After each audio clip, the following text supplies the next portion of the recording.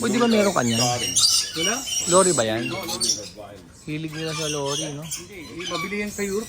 Ah, ganun.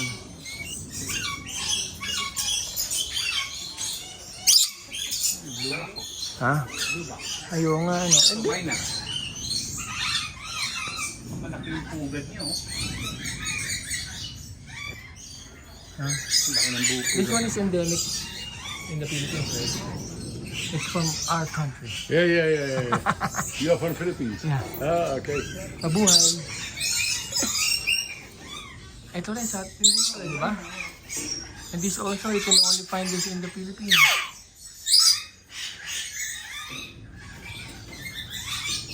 Sobrang taas. Ang balahibo, oh. Ha? Ang pangit ang balahibo niya. Oo nga. Di ba sobrang taas? Well, parang yung maglinis. By style yan eh. Ano ito?